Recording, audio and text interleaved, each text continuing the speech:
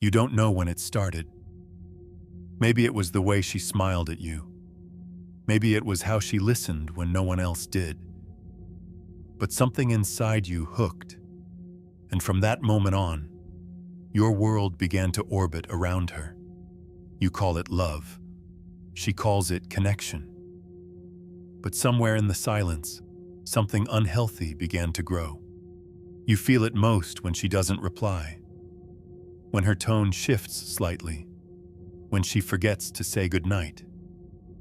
Your chest tightens, your mind spirals, and you tell yourself, it's just because I care. But deep down, you know, it's not just care, it's fear. A gripping, silent terror. What if she leaves? What if I'm not enough? This isn't love, it's emotional dependence. And if you don't face it, it will eat you alive.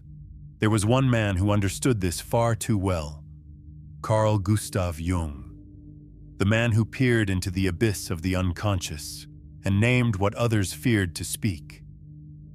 To Jung, the woman you cling to is never just a woman. She is a mirror, a symbol, an image carrying pieces of your unloved self.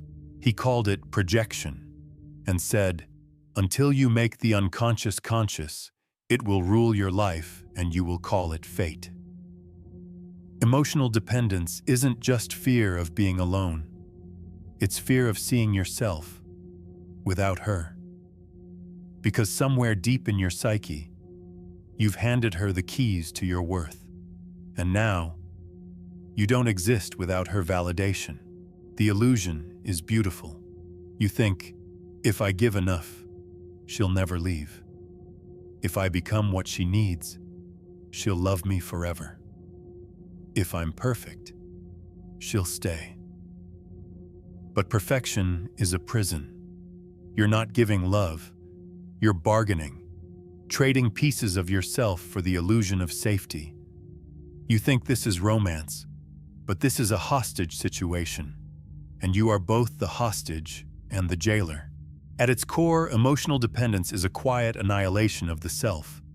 You stop speaking up just to keep the peace. You shrink your desires so you don't lose her. You tolerate disrespect because loneliness terrifies you more than pain.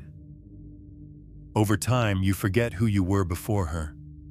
Your identity dissolves in her shadow, and when she pulls away, you don't just miss her, you miss you.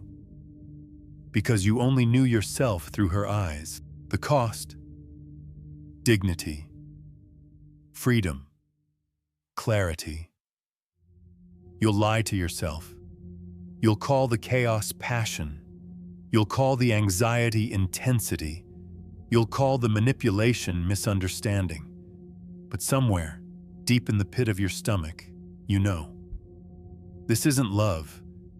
This is fear wearing perfume. So what now? Pause. Look at your patterns. Have you been orbiting her like a dying star? Have you mistaken her attention for salvation? Have you fused your self-worth to her affection? Jung would tell you, break the projection. See the woman, not the savior. See yourself, not the abandoned child. You do not need to be needed to be valuable. You do not need to perform to be loved. You do not need to disappear to keep her beside you. Let go of the idea that love means losing yourself. Real love begins after you've found yourself. It's calm, it's honest. It doesn't require masks, bribes, or begging. When you stop begging to be loved, you start becoming someone who is worth loving. Not because you fulfill her fantasy, but because you finally learned how to stay with yourself. Beneath the mask of emotional dependence is a wound. It whispers, if I'm alone, I'm nothing. But the truth? Aloneness isn't emptiness. It's clarity. And only from that clarity can real connection grow. If this video helped you see the mask more clearly, share it with a brother who needs to wake up, and subscribe to this channel for more truths like this. We go deep, we go raw, and we go all the way down.